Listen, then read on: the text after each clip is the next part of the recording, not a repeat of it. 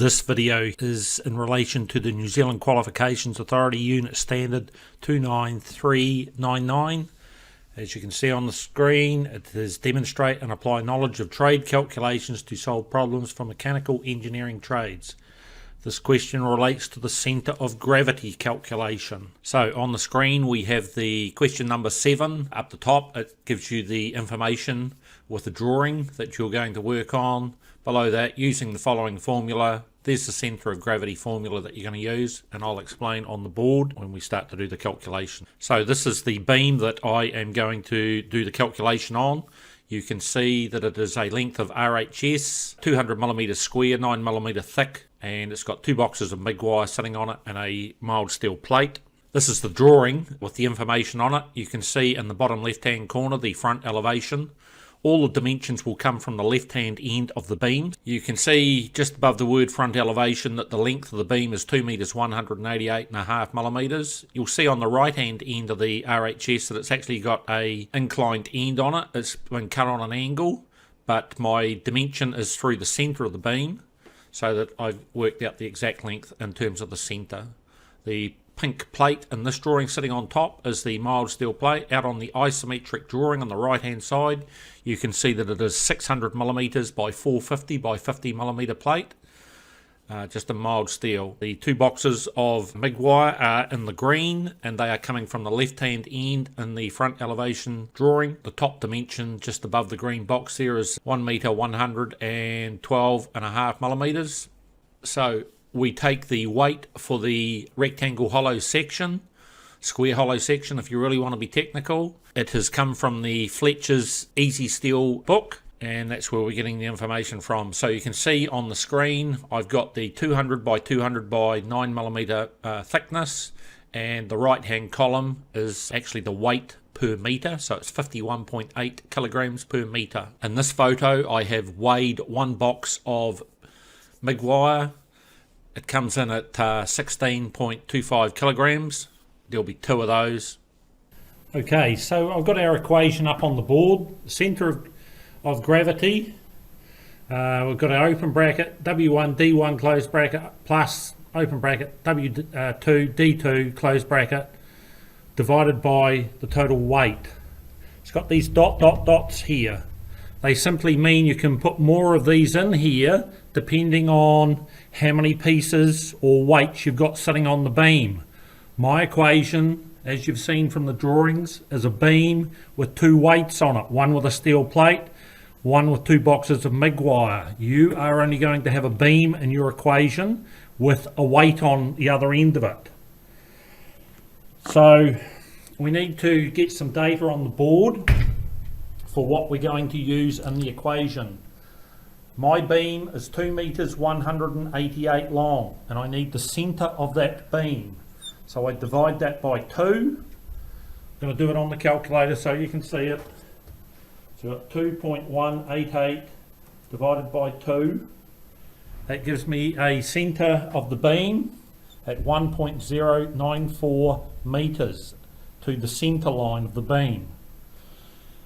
The beam is 2.188 meters long, and we saw from the Fletcher Easy Steel book that a 200mm square of RHS 9mm thick has a weight of 51.8 kilograms per meter.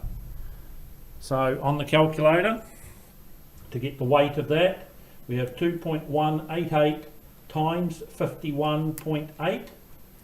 and that gives us a weight of 113.34 kilograms. So that's our beam, or in this case the RHS. I'm just going to write RHS here. So our MIG wire, well, you saw from the photo that I showed you that we had two boxes which each weighed 16.25 kilograms. So 2 times 16.25 is 32.5 kilograms. And then the last thing we had was our steel plate. It was 600 millimetres, so writing it in metres, 0.6 of a metre times 0.45 of a metre. It was 50 millimetres thick, so we have to convert that to metres as well. And the weight of steel per cubic metre is 7,850 kilograms per cubic metre. So if we do the calculation for that, still on the board, I am.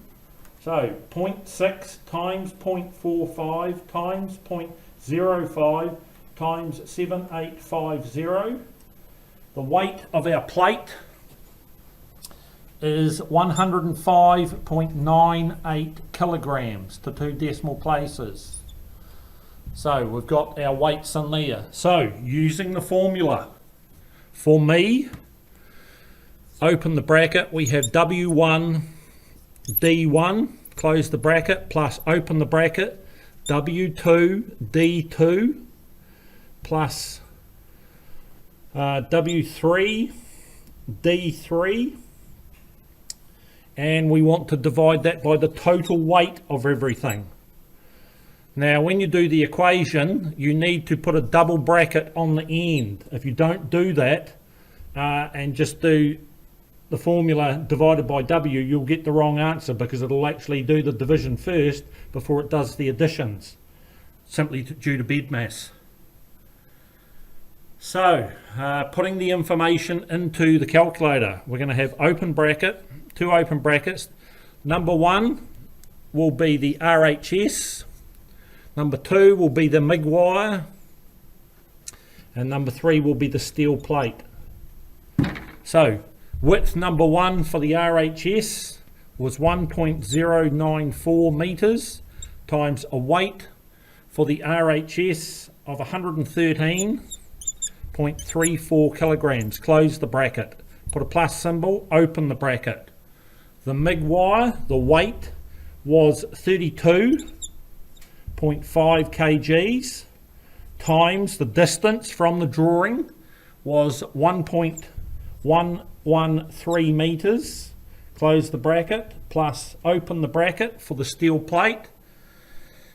The distance to the middle of the steel plate, if I put the weight in first, 105.98 kilograms times the distance to the centre of the steel plate is 1.964 metres. Close that bracket, but I have to do the double bracket, and then I divide it by the total weight. The total weight is going to be the 113.34 plus the 32.5 plus the weight of the steel plate. On the calculator, got 113.34 plus 32.5 plus 105.98. So we have 251.8, what did that say? 82 kilograms. So that's kgs, and that's for the total weight. So this equation across here gets divided by 251.82. So because we used a weight and a distance, a weight and a distance, a weight and a distance, and divide it by a weight, we end up with a distance. And that's what we're looking for to get to the centre of the gravity in terms of picking the beam up with the weights on it. So onto the calculator, a double bracket. We type in 1.094 times sorry, I've got those back to front, haven't I? I just want to confirm that. This is the distance and this is the weight. I've written them back to front, whereas I've written that as the weight, that is the distance, that is the weight, and that is the distance. I switched those ones around, but it does nothing in terms of the calculation. What they say, 13.34, close the bracket, push plus, open the bracket, 32.5 times 1.113, close the bracket, plus, open the bracket, 105.98 times 1.964, close the bracket, and then put the extra bracket in, and then divide it by 251.82, and our answer, the distance, equals 1.462 metres to centre line of gravity.